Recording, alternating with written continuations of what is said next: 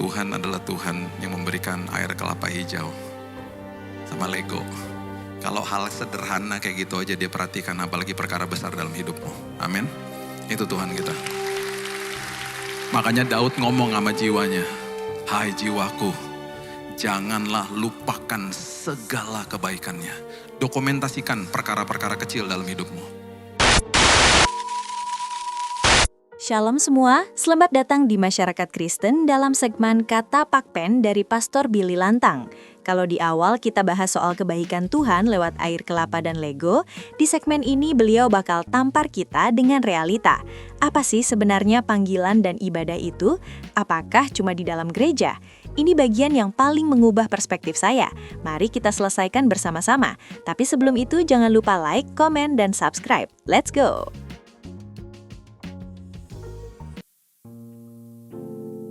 Tuhan adalah Tuhan yang memberikan air kelapa hijau sama Lego. Kalau hal sederhana kayak gitu aja dia perhatikan, apalagi perkara besar dalam hidupmu. Amin. Itu Tuhan kita. Makanya Daud ngomong sama jiwanya, hai jiwaku, janganlah lupakan segala kebaikannya. Dokumentasikan perkara-perkara kecil dalam hidupmu. Kemudian yang kedua, masuk ke dalam tahun ini, mengertilah kenapa saya masih ditempatkan Tuhan di sini. Kalau Tuhan masih kasih saya 2026, ingat amanat agung yang pertama kali dia ucapkan di Kejadian 1 ayat 26, kuasailah bumi. Kemudian manusia jatuh dalam dosa, amanat agung yang berikutnya dipertajam sama Yesus. Beritakan Injil ini, jadilah kado. Kalau kita narasikan dalam bahasa Indonesia sehari-hari, jadilah berkat, jadilah kado buat orang lain. Berarti apa? Tugas kita ya, dengan talenta, kepribadian, karunia, kreativitas yang Tuhan tempatkan dalam hidup kita masing-masing. Semua kita punya zona kehebatan masing-masing loh. Makanya kepribadian kita beda-beda, karunia kita beda-beda, talenta kita beda-beda. Kepribadian kalau dites dominan, intim, stabil, cermat pasti beda-beda. Semua punya zona kekuatan masing-masing. Apa? Untuk menguasai bumi, untuk menjadi berkat bagi bumi ini. Bagi orang di sekitar kita. Berarti Tuhan masih punya maksud. Kalau Tuhan masih kasih tahun ini sama kita. Yeremia 1 ayat 5 mengatakan begini. Yeremia 1 ayat 5. Sebelum aku membentuk engkau dalam rahim ibumu, aku telah mengenal engkau. Dan sebelum engkau keluar dari kandungan, aku telah menguduskan engkau. Aku telah menetapkan engkau menjadi nabi bagi bangsa-bangsa. Rencana Tuhan, talenta, kreativitas, modal bagi kehidupan ini Tuhan udah kasih. Analoginya gini, semua kita dikasih tujuan toh, tujuannya ke sana misalnya. Mobil deh misalnya, mobil kita mau tujuan kita pergi ke misalnya ke Gresik misalnya ya. Mobil itu harus dikasih bensin, harus sudah diservis, bannya harus ada anginnya. Semuanya harus beres dulu supaya mobil itu bisa sampai ke tujuan dengan benar, dengan baik. Kita juga gitu, dikasih tujuan sama Tuhan. Modalnya sama Tuhan dikasih apa? Kreativitas, karunia, talenta, kepribadian. Supaya sampai ke tujuan itu. Jadi jangan pernah nanya gini, panggilan hidupku apa ya? Jangan tanya sama orang, tanya sama diri sendirilah. Tanya sama Roh Kudus yang ada di dalam sini. Dan lihat ke dalam dirimu, zona kekuatan aku apa ya? Gairah hidupku apa ya? Gitu. Ketika kita mengerti itu, kita mengerti panggilan itu, kita akan menghargai. Kita akan mengerti, terima kasih ya Tuhan, 2026 saya masih bisa lihat di kesempatan, kasih kesempatan untuk melihat ini Tuhan. Masih dikasih kesempatan untuk hidup. Berarti saya harus jadi orang yang berfungsi Tuhan. Jadi berkat buat orang lain. Lukas 14, coba lihat.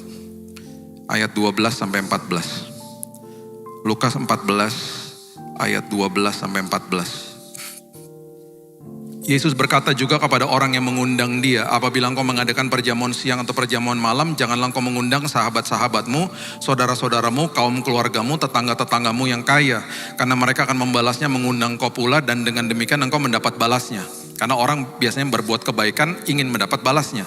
Apabila engkau mengadakan perjamuan, undang orang-orang miskin, cacat, lumpuh, dan orang-orang buta. Kenapa? Karena engkau akan berbahagia. Kenapa engkau berbahagia? Karena mereka tidak punya apa-apa untuk membalasnya kepadamu. Alkitab mengajarkan kepada kita, kalau berbuat baik, jangan hitung-hitungan. Karena Tuhan tahu manusia selalu mementingkan dirinya sendiri. Kalau berbuat baik dan orang itu nggak bisa balas, kita makin dibuat bahagia. Makanya saya sedih. Di Jakarta tuh kan banyak, ya Surabaya juga ada lah ya, gereja dalam mall. Banyak lah ya. Ketika kita masuk ke dalam mall, saya suka memperhatikan behavior, perilaku daripada jemaat lah. Masuk ke dalam mall, dibukain pintu sama satpam. Enggak ditegur satpamnya. Dia nyelonong aja, padahal satpamnya bilang selamat pagi misalnya. Karena dalam pikiran dia, kamu siapa? Tapi tiba-tiba waktu dia mau masuk pintu gereja yang ada di dalam mall, ada greeter di depan, bilang shalom. Oh dia langsung shalom, shalom, shalom, manis langsung. Karena di dalam benaknya, oh ini udah waktu mau ibadah. Dia gak sadar bahwa ibadahnya dia waktu dari masuk pintu mall itu udah ibadah. Karena ibadah kan gak bisa dikurung di dalam gedung gereja. Gerejanya adalah saudara sama saya kok.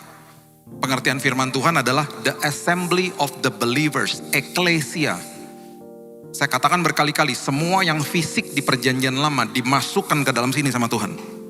Makanya Paulus bilang gini, tidak tahukah bahwa tubuhmu adalah bait Roh Kudus. Jadi dimanapun saya berada, tempat itu berubah jadi tempat ibadah. Kalau nggak jadi jagoan kandang kan, hanya ibadah di dalam gedung gereja. Kita berpikir begitu, nggak bisa punya paradigma begitu. Kita nggak akan jadi terang, nggak akan jadi garam akhirnya. Jadi cuma jagoan kandang menu-menuhin ruang gedung gereja, terang sama terang ngumpul pada silo semuanya, garam ngumpul sama garam, jadi asin semuanya. Ngapain gitu loh. Kita ngumpul di sini untuk di recharge. Kita ngumpul di sini untuk saling menguatkan. Jangan lupa ya datang ke FA. Jangan lupa lo minggu depan datang lagi ya ke sini supaya kamu dikuatkan. Ketika nanti doa berkat disampaikan, doa berkat bukan meterai bahwa ibadah diselesaikan, bukan. Diselesaikan di dalam gedung gereja. Tetapi ibadahnya jalan terus ke depan karena saya adalah gerejanya. Jadi ketika dibukain pintu sama satpam, harusnya kita bilang apa? Makasih ya Pak. Sederhana toh. Keluar dari toilet, petugas toiletnya bilang, makasih Pak, saya juga kadang-kadang lucu ya. Ini petugas toilet kita baru ngotorin toiletnya dibilang makasih. Kan itu kan memang SOP-nya dia, ya sapa dong. Makasih ya Mas gitu.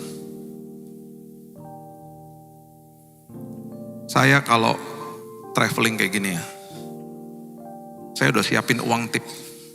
Apalagi kalau tinggal di hotel. Karena kalau ada room service, saya akan pastikan orang itu dapat tip. Harus dapat tip. Orang itu gak bisa balas. Dia kerja keras. Kadang-kadang sepanjang malam shiftnya. Kalau ngobrol. Dan saya ngobrol, saya paling suka ngobrol sama orang-orang seperti gitu. Gimana kerjamu? Lagi kejar apa? Iya Kak, lagi kuliah Pak. Lagi mau cari duit dengan segala. Oh banyak lah. Banyak walk of life. Banyak kehidupan-kehidupan yang bergumul sana sini. Kalau kita bisa jadi berkat buat dia, kenapa tidak? Karena apalagi dia gak bisa balas, kita dibuat berbahagia. Itu maksudnya.